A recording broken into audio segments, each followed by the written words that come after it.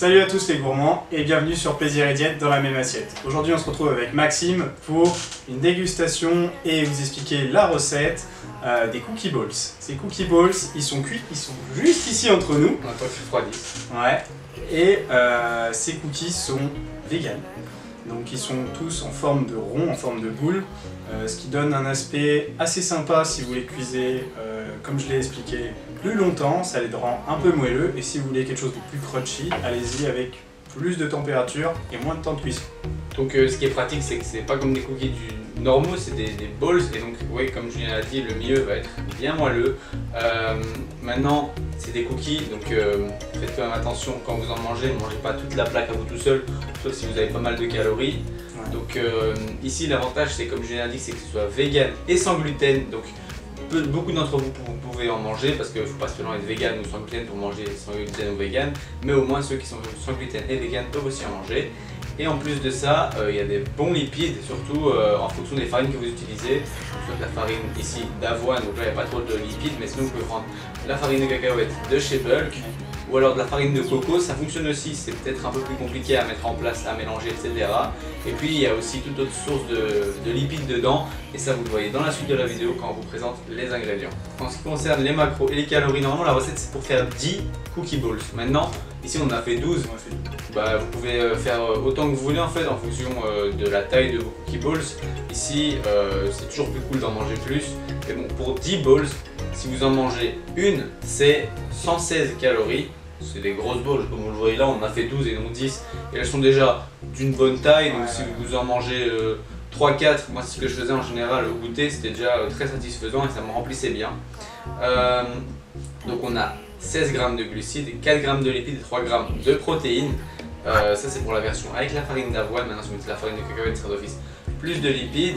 Et ce qu'on vous conseille aussi, c'est de le manger avec une source de protéines, parce que si vous mangez un goûter avec par exemple 4 cookie balls à 3 grammes de protéines chacun, vous avez 12 grammes de protéines, c'est pas avec ça que vous allez avoir votre seuil de leucine. Et pas les meilleures qualités de protéines aussi. Ouais, parce qu'il n'y a pas du coup d'œufs, etc. puisque c'est vegan. Donc maintenant, on se retrouve pour la recette et ensuite la dégustation. Donc on a ici de la farine, vous pouvez prendre le type de farine que vous souhaitez. Ici de préférence farine d'avoine qui est simple à malaxer, ça peut marcher aussi avec de la farine de blé ou farine de cacahuète, c'est très bon.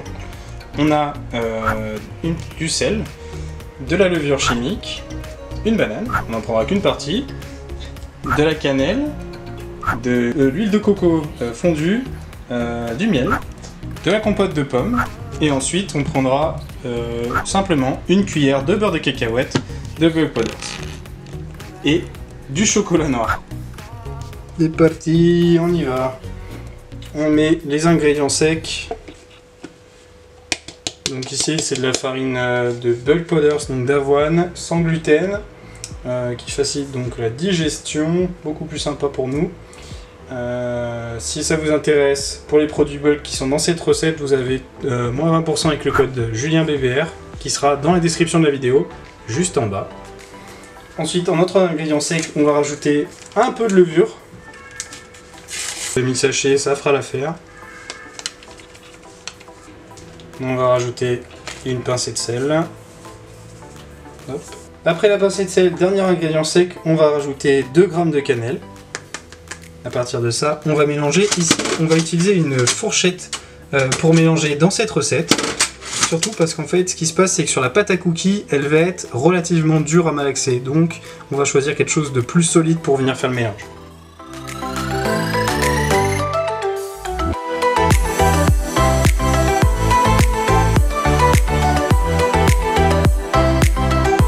Ensuite, ajouter une banane bien mûre, comme ceci, de préférence, ça sera plus sympa pour la recette. Surtout qu'avec une banane bien mûre, c'est beaucoup plus simple de la malaxer en 2 secondes avec ses doigts, plutôt que de devoir mettre 50 ans à l'écraser. À ceci, nous ajoutons de la compote de pommes. Cette compote, elle est sans sucre ajouté, ce qui est juste moins calorique, ce qui peut être plus sympa pour le total calorique sur la recette. Mais une compote normale, ça fait très bien l'affaire. Ensuite, on ajoute le beurre de cacahuète, donc une cuillère, ça suffit. Si vous avez la même technique que moi, pensez à nettoyer vos doigts. Et ensuite, on ajoute le miel et l'huile de coco fondue.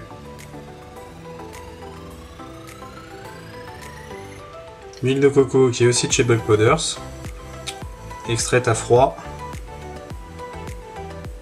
Et hop là. Ensuite, le miel. Vous voyez un peu déjà, ça a l'air pas trop mal. Hein. On va malaxer tout ça, ça va nous prendre à peu près 5 minutes. On va le faire à la fourchette puis sans doute à la main. L'idée est d'obtenir une texture de pâte assez consistante. S'il reste un peu de farine sur le côté, c'est pas grave, gardez-la de côté, ça pourra toujours servir pour travailler la pâte plus tard. Et on va préchauffer le four en même temps.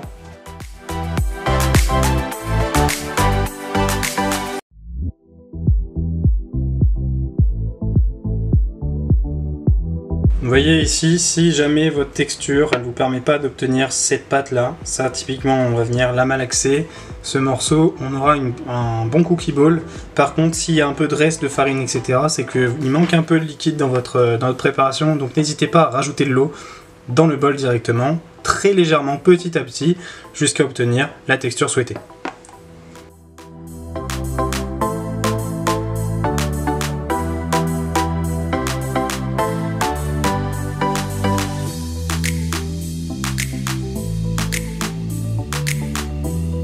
Regardez, la pâte elle commence à être sympa, on a une boule qui se forme, un peu comme une boule à pain ou une boule à pâte standard. On arrive à avoir une texture relativement collante. On va continuer à travailler cette boule avec le reste de farine et on aura ce qu'il nous faut. Donc vous voyez que le liquide vous pouvez l'ajouter tout doucement jusqu'à obtenir la texture parfaite. Par contre, si vous en ajoutez trop, vous risquez sans doute de devoir remettre de la farine derrière. C'est toujours rattrapable. Allez hop, la texture est sympa, je vais finir à la main. Et ça, c'est pas joli. Voilà, notre pâte, elle est prête, je la laisse reposer un peu. On la récupérera tout à l'heure pour faire les boules de cookies. Si vous voulez, vous pouvez la manger crue. Bon, c'est pas une vraie pâte à cookies, donc ça donnera pas un cookie dough, mais c'est déjà pas mal. Mais bon, par contre, niveau digestion, je vous conseille plutôt de la faire cuire. Notre boule est là, on va faire nos petits cookies. Normalement, avec cette pâte, vous pouvez en faire à peu près une dizaine. Et vous pouvez soit les manger tout seul, soit les partager avec quelqu'un. Donc ici, je vais essayer d'en faire tout pour moi. Non, je rigole, je vais en faire aussi pour Maxime. Oui. L'avantage, c'est que cette recette, on a l'impression qu'elle prend du temps, mais en réalité, vous voyez que j'ai mis 5 minutes pour faire ça. Et en fait, le temps de cuisson est très court. C'est comme un cookie, ça prend 10 minutes maximum pour avoir une belle pâte. Même des fois en 5 minutes, selon la puissance de votre four, vous pouvez avoir déjà quelque chose de correct. Ça dépend comment vous les aimez. Personnellement, je les aime un peu avec une façon dough. Donc je vais plutôt miser sur du 10 minutes avec une plus petite puissance. Mais si vous voulez un truc plus crunchy, montez la puissance à 200 degrés et du coup diminuez le temps vers les 5 minutes.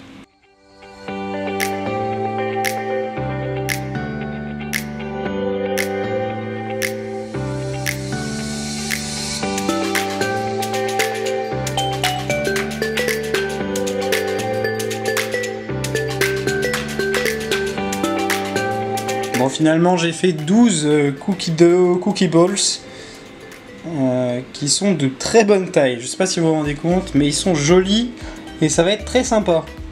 Ensuite, dernière étape, on va rajouter les morceaux de chocolat sur nos bols.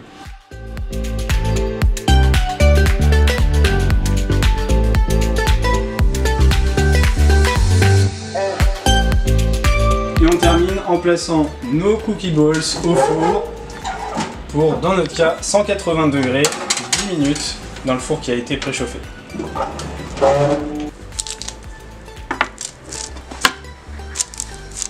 Oh là là! Quelle beauté! Prêt à manger. Ils sont prêts, on va les laisser reposer 5 minutes, histoire qu'ils soient pas bouillants dans nos bouches. Et ensuite, on passe à la dégustation.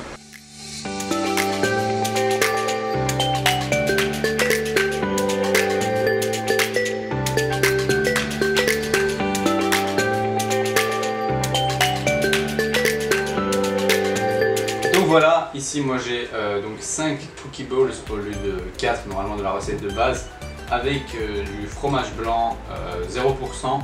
Ici j'ai 200 g de fromage blanc pour avoir ma source de protéines comme on vous avait dit. Ici avec les cookie balls pour 5, je suis environ à 475 calories.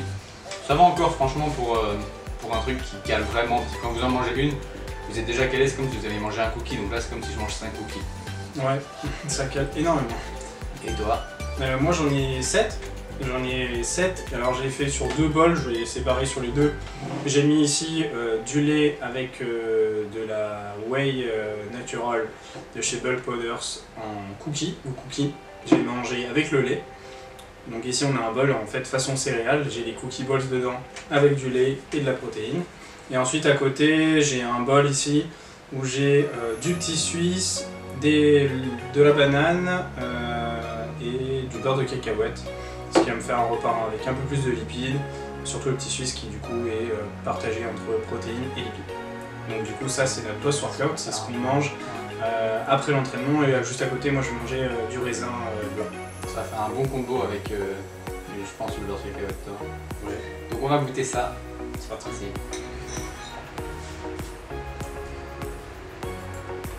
Si vous voulez faire avec du lait, libre à vous de les faire plus petits, d'en faire plein. Et tout ça fera des céréales. Donc voilà, si vous refaites la recette, taguez-nous sur Instagram ou montrez-nous en photo la recette que vous avez faite.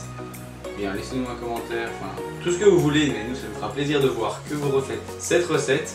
Donc je vous rappelle que les grammages de chaque ingrédient sont dans le lien en description. Vous trouverez une liste avec tous les aliments détaillés au gramme près et une liste avec les étapes pour la refaire. Et prenez ça en même temps que vous regardez la vidéo et vous aurez une recette au top.